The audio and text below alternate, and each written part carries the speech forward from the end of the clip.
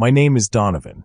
I am 51 years old, an architect by trade, and for most of my adult life, I thought I had managed to build not only beautiful structures, but also a strong, stable life. I was wrong. From the outside, people would have said I had everything. A career that allowed me to travel, to design buildings that carried my signature, to stand back and see steel and glass shaped by my imagination rise into the sky. A marriage that seemed solid, a daughter who admired me, and the respect of my peers. But behind the polished surface, there were cracks forming, hairline fractures I ignored until it was too late. Those cracks began with my father-in-law, Harold. If you are watching this right now, drop a comment, letting me know where you are viewing from. Kindly hit the like and subscribe to hear more real stories about family loyalty and betrayal. They might just change how you see your own relationships. The first time I met him, years ago, I was struck by his intensity.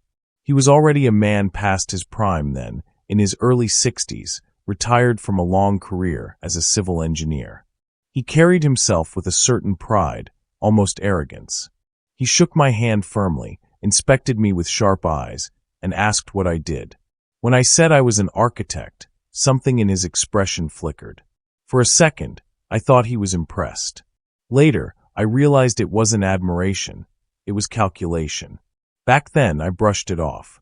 He was gruff, but I assumed he was protective of his daughter. I told myself I could win him over. That time would soften his rough edges. I even admired his blunt honesty, mistaking it for wisdom. But Harold was not simply a man with opinions. He was a man who needed to feel superior, who thrived when others sought his approval. And from the start, I unknowingly walked into his arena. Our relationship became a subtle competition. At family dinners, he always found a way to lecture me about design flaws in modern architecture, insisting that the engineers of his generation built things to last, unlike the glass boxes I was drawing. If I shared a recent project, he would find a way to diminish it. That tower? Too fragile for high winds. Or, a pretty design, but function should come first. He never missed an opportunity to remind me of his experience, his years on construction sites, his supposed expertise that outweighed my education and creativity. At first, I laughed it off. I even tried to involve him, asking his opinion on minor details to show respect. But the more success I gained, the sharper his comments grew. When one of my designs won an award, he told the family over dinner that awards were meaningless if the building didn't stand for 100 years. He never congratulated me. Not once. The turning point came at a family gathering in our home.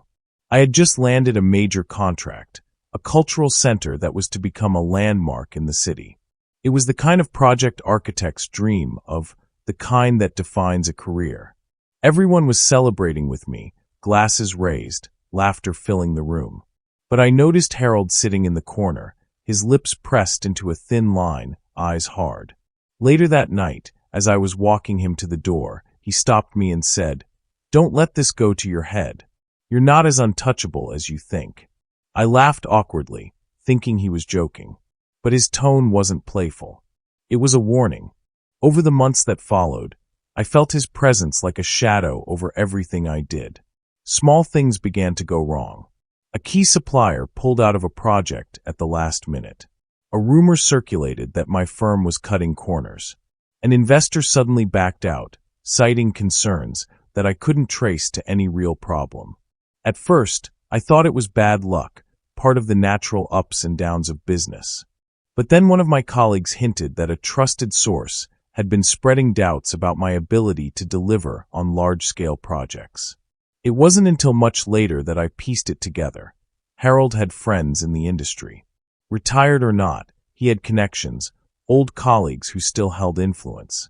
Quietly, subtly, he was undermining me, feeding doubts, questioning my integrity, planting seeds that grew into problems I couldn't explain or control. The cruel irony was that inside the family, he maintained his image of the wise elder. My wife trusted him. She adored him. When I tried to voice my suspicions, she accused me of being paranoid, of reading too much into harmless remarks. "He's just old-fashioned," she'd say. He doesn't mean any harm. But I knew. I felt it in my bones. And yet, despite the growing evidence, I didn't fight him. I didn't confront him directly. Maybe I was afraid of creating a rift that would tear the family apart. Maybe I still hoped I was wrong.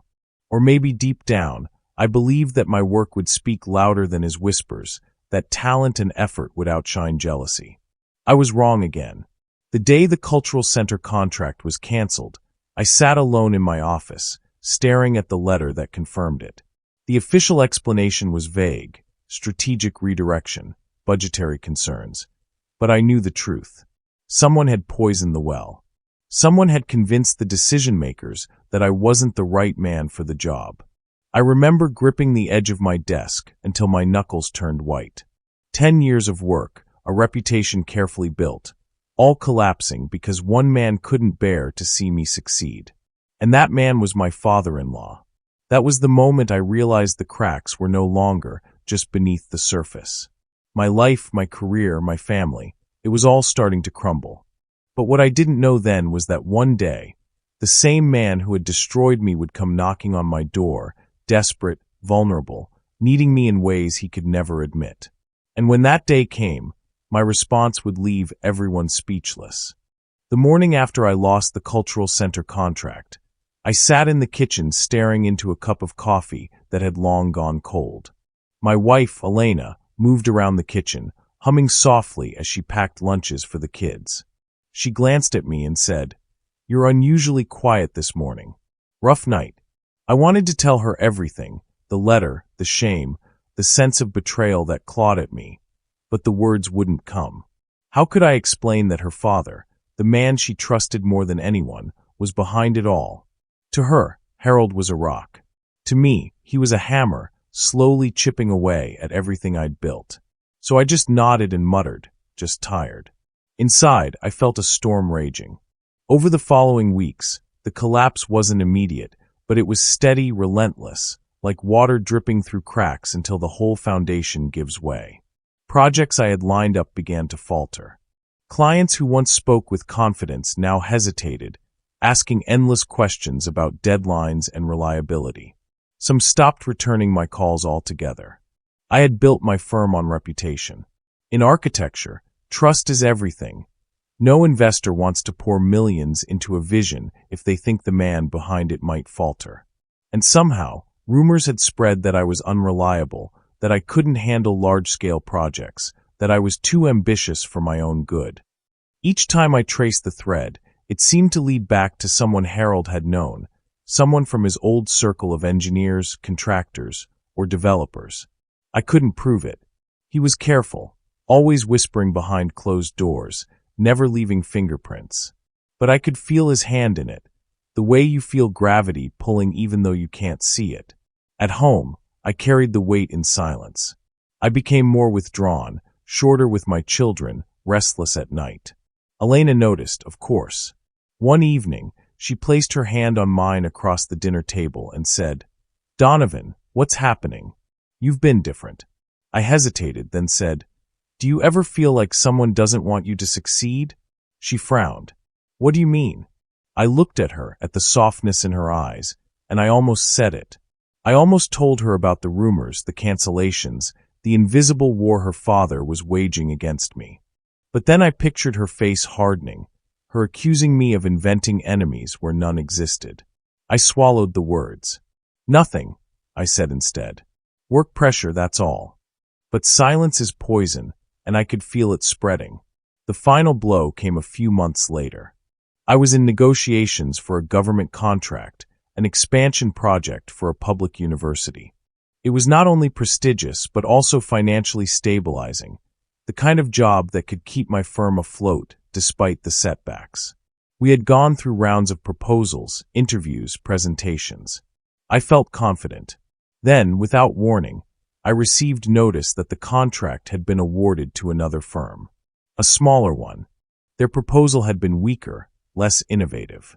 It didn't make sense. I called a contact inside the committee, someone I'd worked with before, to ask what had happened. After a long pause, he said quietly, "Off the record, Donovan, concerns were raised about your ability to deliver." Something about your methods being risky. Risky, I repeated, stunned. By who? He hesitated. Let's just say someone with influence doesn't believe in your work anymore. I didn't need a name. I knew. When I hung up the phone, I sat in my office in complete silence. The walls seemed to close in, the drawings pinned to the boards suddenly looking like meaningless scribbles. Decades of work, reputation, late nights, sacrifices, reduced to dust by a man who could not stand to see me rise above him. That evening, when I walked into the living room, Harold was sitting in my chair, legs crossed, sipping a drink like he owned the place. Elena had invited him over. Rough day? He asked with a smirk, as though he already knew. I clenched my fists. Something like that. He leaned back, his eyes glinting. You know, Donovan, not everyone is cut out for the big leagues. Ambition can blind a man. Sometimes it's better to accept your limits. It was the closest he had ever come to admitting what he was doing. His voice was calm, his tone almost fatherly, but the meaning was razor-sharp. He wanted me broken. I wanted to shout, to expose him right there in front of Elena, to tell her what kind of man her father truly was. But I stayed silent, not out of weakness, but because I understood something in that moment. Harold thrived on confrontation. He wanted me to lash out so he could twist it, paint me as unstable, paranoid, insecure. So I bit my tongue. But inside, something shifted. The months that followed were the darkest of my life. My firm shrank. I had to let go of employees who had trusted me, people with families who relied on their paychecks. Each conversation was a dagger to my chest. Some looked at me with pity, others with disappointment, as though I had failed them personally. The bank accounts drained. The house, once filled with laughter and plans, became tense, heavy with unspoken worries. Elena tried to hold things together, but I could see the doubt in her eyes. She began asking subtle questions. Whether I had made mistakes at work, whether I had been too reckless, whether maybe the critics were right. She didn't say Harold's name, but I knew his voice was in her head, planting those doubts. I began to feel like a ghost in my own home. One night, after everyone had gone to bed, I sat in the dark living room staring at the framed photos on the wall. Me in front of my first completed building. Elena and I on our wedding day, smiling as though nothing could touch us. The kids as toddlers, sitting on my lap. And then a photo of Harold, standing proudly at some family reunion, surrounded by relatives who looked at him with admiration. I wanted to tear it off the wall, to smash it.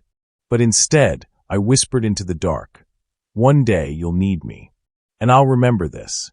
At the time, it felt like a hollow promise. I couldn't imagine how a man like him, so smug, so certain of his control, would ever be in a position of weakness. But life has a way of turning tables when you least expect it. And when it did, the silence I had carried for so long became my weapon. That moment was still years away.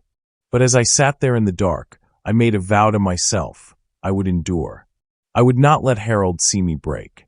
He could destroy my career, but he would never own my soul. Even then, I didn't realize how cruelly fate would set the stage for our next encounter. The year after I lost the university contract was the hardest of my life. By then, my firm was a shell of what it once had been.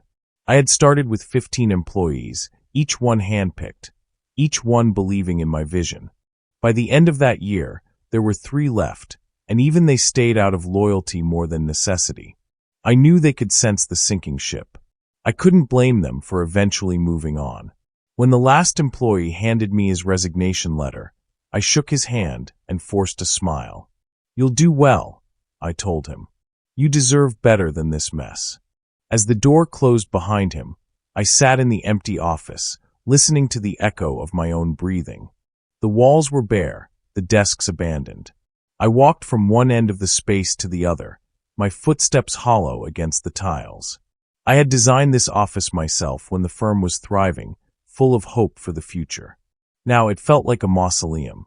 I locked the door and never went back. At home, the tension grew heavier. Bills piled up. The mortgage weighed on us. Elena tried to keep things normal for the children, but the strain showed in her face, in the way her voice sometimes snapped when she meant to be gentle. One evening, after the kids had gone to bed, she sat across from me at the kitchen table. The only light came from the overhead bulb, throwing harsh shadows across her face. "Donovan," she began carefully, "we can't keep living like this. Something has to change." I rubbed my forehead. "I know. I'm working on it." "Working on what?" Her tone sharpened. "You've lost the contracts, the clients, the firm. We're bleeding money. We can't even plan for the future anymore." Her words stung, not because they were untrue, but because they carried an edge of accusation. For the first time, I saw doubt in her eyes, not just in my career, but in me. "You think this is my fault?" I said quietly.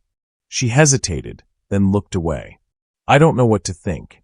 I just know your story doesn't make sense. How can everything fall apart so quickly? Unless," she trailed off, but I knew what she meant. "Unless I made mistakes," I finished bitterly. "Unless I brought this on myself."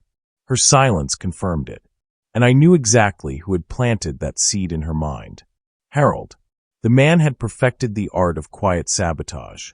He didn't need to shout or accuse me directly. All he had to do was ask the right questions, plant the right doubts, and let them grow. "Are you sure Donovan isn't overextending? Maybe he's too ambitious. Architects these days don't have the discipline we used to." I could imagine him saying those things casually over coffee with Elena, or slipping them into conversations at family gatherings. He didn't need to attack me outright. He just had to make me look unreliable. The worst part was that it worked. I started noticing small shifts. Invitations to family events that must have gotten lost. Relatives who once asked me about my projects now avoiding the topic altogether. Harold standing taller in the room, basking in their quiet approval while I shrank into the background. I had become the outsider in my own family. There were nights when I lay awake staring at the ceiling, asking myself why he hated me so much. I had never wronged him. I had respected him, even admired his career. Was it jealousy? The thought seemed absurd at first. What could a retired engineer envy in me? But then I realized it wasn't about buildings or money. It was about power. In Harold's mind, I had taken something from him. I had become the man his daughter turned to, the figure his grandchildren admired, the provider, the protector. He couldn't stand that. He needed to remind everyone, especially me, that he was still the center of gravity in this family. And so, he tore me down. Despite everything, I tried to rebuild. I took on small projects, private homes, renovations, anything that came my way. But word travels fast in professional circles. Potential clients hesitated when they heard my name. My reputation, once solid, was now fragile, tainted by whispers I couldn't erase. I remember standing on a half-finished construction site one afternoon, watching workers measure beams under the harsh sun. The project was modest, a 2-story house for a middle-class family, but I worked on it with the same care I had given my award-winning designs. As I stood there, a wave of shame washed over me. Not because the project was small, but because I knew Harold would sneer at it. I could almost hear his voice. "From cultural centers to family houses? Quite the step down, Donovan." I clenched my fists and forced myself to focus. A building was a building. Every family deserved a home. But deep inside, I couldn't silence the bitterness. Elena and I argued more frequently. She accused me of being distracted, of shutting her out. I accused her of siding with her father, even when she swore she wasn't. The distance between us grew wider, an invisible chasm neither of us knew how to cross. One night, after a particularly heated argument, I left the house and drove aimlessly. I ended up parked outside the cultural center site, the project I had once dreamed would define my career. Through the chain-link fence, I could see cranes and scaffolding, workers moving like ants under the floodlights. Another firm's banner hung proudly on the perimeter. I sat in my car gripping the steering wheel until my hands ached. That building was supposed to be mine. Every line of its design had come from my heart. And now it was being built under someone else's name, while I watched from the shadows like a stranger. Tears blurred my vision. I hadn't cried in years, but that night, the grief came flooding out. In the weeks that followed, I withdrew even further. Friends stopped calling. Colleagues moved on. Even my children, perceptive in ways adults underestimate, began to sense the change. One evening, my youngest asked me, "Daddy, why don't you smile anymore?" I couldn't answer. It was then, in that hollow space of failure and isolation, that I made another vow. Not just to endure, but to remember. To remember every slight, every whisper, every humiliation Harold had inflicted. He thought he had won, that he had broken me. But I knew life was unpredictable. And someday, somehow, the tables would turn. I didn't know when. I didn't know how. But I clung to that belief like a lifeline. Looking back now, I realize Harold must have thought I was finished. And truthfully, I almost was. But what he never understood was that destruction is never the end. Sometimes it's only the beginning of a story you don't see coming. And his part in that story was far from over. The turning point came unexpectedly. Life has a cruel sense of timing, waiting until you're exhausted before shifting the game entirely. It started with a phone call from Elena. Her voice trembled slightly, a tone I hadn't heard in years, equal parts concern and uncertainty. "Donovan, it's your father-in-law. He's in trouble." I froze, my hand tightening around the receiver. "What do you mean?" "He had a fall. At home. He's in the hospital. It's serious." I remember standing there, staring out the window at the late afternoon sky, feeling a strange mix of disbelief and numbness. Harold, the man who had spent years undermining me, sabotaging my work, mocking my ambition, was suddenly fragile. Human. I wanted to say no. I wanted to stay away. Part of me wanted to let karma take its course, to let him experience the helplessness he had so willingly inflicted on others. But another part of me, the part that refused to let hatred define me, knew I had a choice. Elena insisted I come. "Please, Donovan. For the family. For me." When I arrived at the hospital, Harold was barely recognizable. The sharp lines of his face had softened with pain, his eyes clouded with fear. He looked smaller, diminished, and for a moment, I felt something I didn't expect: pity. He tried to straighten, to put on his usual mask of authority, but his body betrayed him. The fall had fractured his hip, and he was trapped in a bed, tethered to monitors and IVs. The nurses moved around him with quiet efficiency, their concern for his condition professional but detached. Harold's pride had always been his armor. Now stripped of it, he was just a man in need. "Elena said you'd come," he rasped. His voice was weak, a shadow of the commanding presence I had known. I pulled up a chair beside his bed. "I came because you need someone," I said simply. He blinked at me, suspicious. "I don't know why you'd bother. After everything." I held up a hand. "None of that matters right now. You're hurt. You need help. That's enough." I expected resistance, a bitter remark, or even a refusal. But there was none. He simply looked at me, and I saw the truth in his eyes. He was alone, and he needed someone he had never expected to rely on. The following days were surreal. I coordinated with the nurses, helped Harold into a wheelchair, ensured he received proper care. I spoke with his doctor, managed his medications, and even liaised with his accountant to make sure bills were being paid. Each task was a reminder of the power shift. He who had manipulated, threatened, and destroyed careers was now entirely dependent on me. Elena watched from the doorway as I assisted her father. There was a quiet tension in her face, a mixture of gratitude and disbelief. "Donovan, you don't have to do this," she said softly.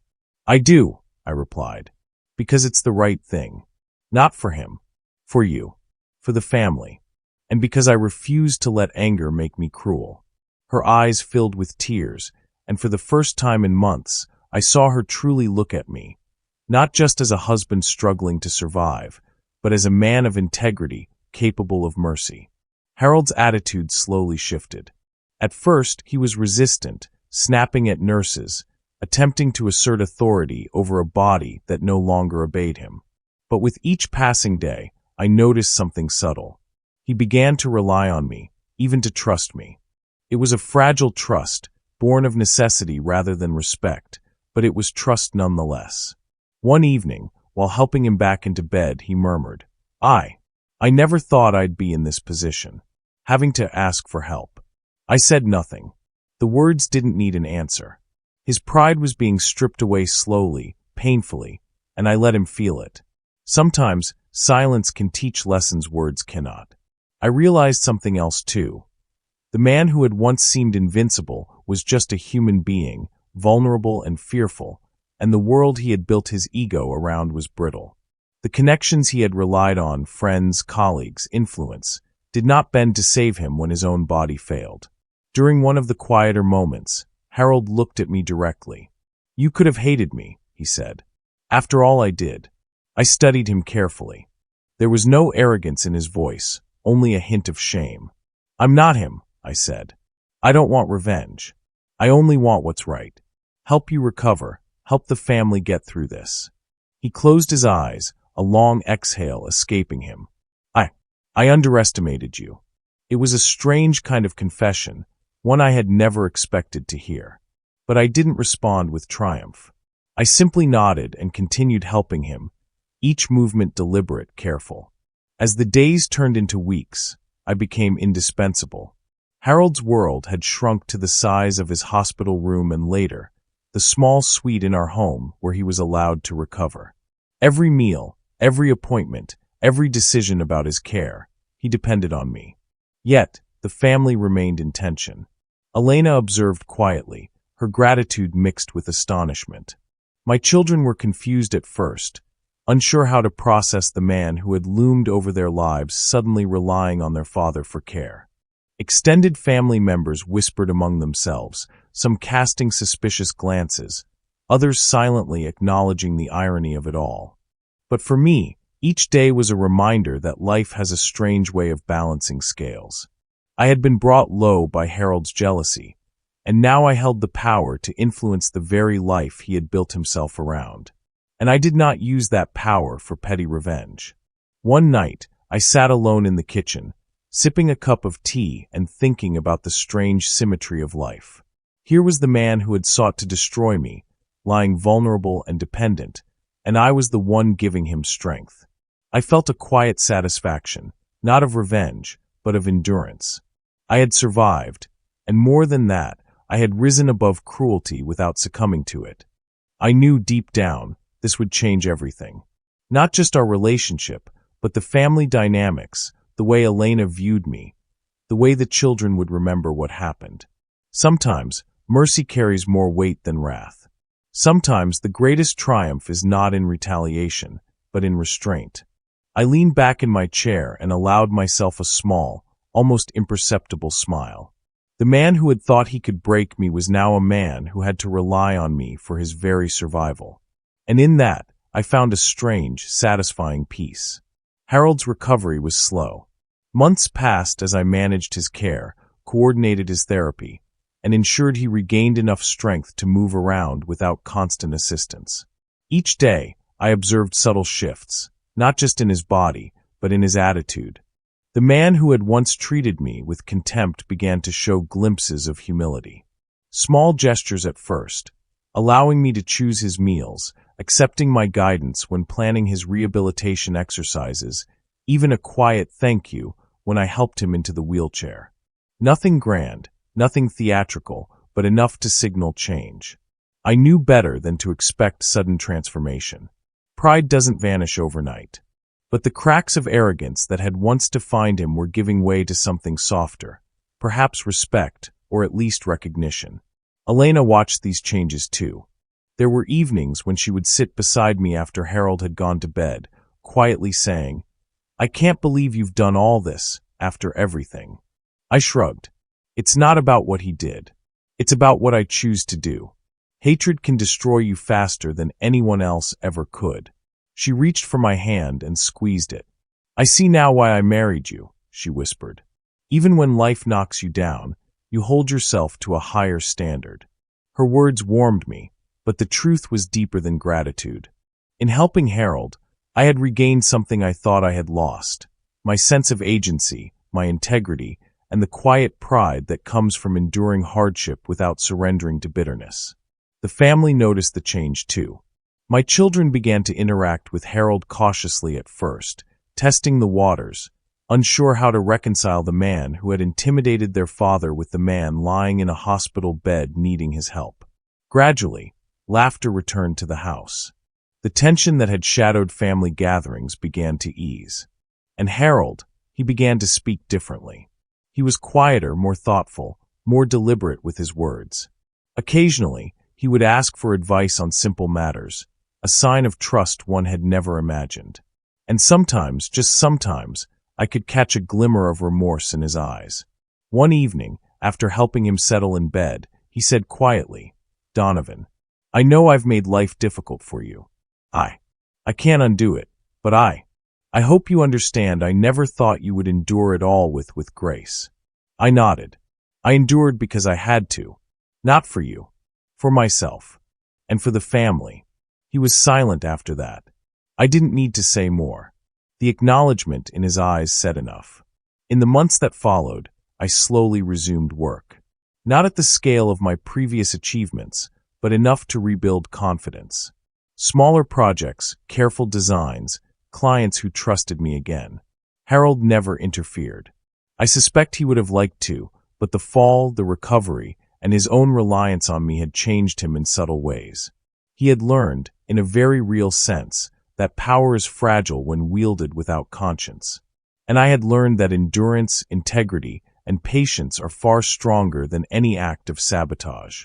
One afternoon, Elena and I sat on the porch watching the kids play in the yard. Harold was inside, reading quietly, his presence no longer dominating, but simply existing alongside us. He caught my eye from the window and nodded, a small, almost shy gesture of acknowledgement. I realized that life had a strange way of balancing itself. The man who once sought to destroy me had depended on me to survive. And by choosing compassion over revenge, I had not only preserved my dignity, but had also redefined the family dynamics entirely. Harold never apologized fully, never admitted the extent of his sabotage aloud, but it no longer mattered. Actions, I learned, often speak louder than words. And my actions had spoken clearly. I would not let cruelty dictate my life. The most surprising part of this ordeal was the way it reshaped my relationship with Elena. She saw me not just as a husband enduring hardship, but as a man who could rise above bitterness. Our bond strengthened, grounded in shared experience, resilience, and a quiet understanding that life is unpredictable and sometimes cruel, but it can also reveal character in the most trying of circumstances. I began to see my father-in-law differently too, not as an enemy, but as a flawed man who had allowed his insecurities to dictate his behavior for far too long. It wasn't forgiveness in the romantic sense, it was recognition. He had taught me a lesson, though unintentionally. The strength of a person is measured not by how they strike back, but by how they endure and rise above. By the end of the year, the tension that had once defined our household had dissipated. Harold was healthier, still stern at times, but quieter, less domineering. The children were happy, the household more harmonious. My career, while rebuilt cautiously, had regained stability. And I carried with me a renewed sense of self, not defined by the setbacks, but by the way I had faced them. One evening, as I helped Harold to his room after dinner, he paused at the doorway and said softly, "You've changed things, Donovan. For the better." I didn't see it before. I smiled, guiding him to sit. "It's not about me changing things for you. It's about living in a way that matters. About choosing integrity even when no one is watching." He nodded slowly, perhaps understanding, perhaps just agreeing. Either way, it was enough. In that moment, I realized that the man who had once destroyed my career had inadvertently given me something far more valuable, a deeper understanding of my own strength, the power of mercy, and the knowledge that human relationships, no matter how complex, can be reshaped with patience, courage, and moral resolve. And I had emerged intact. Not just surviving, but stronger than ever. I leaned back in the chair, watching Harold settle under his blanket, the soft hum of the night settling over the house. The weight of the past no longer pressed on me. I had faced jealousy, betrayal, and manipulation, and had chosen a path that preserved my dignity. The man who had sought to diminish me was no longer a threat. Because sometimes real victory isn't about revenge. It's about living in a way that leaves others speechless, not with anger, but with quiet, unwavering strength. And in that, I found peace. Thank you for spending your time with my story. Feel free to share your thoughts or reactions in the comments. I'd love to hear from you.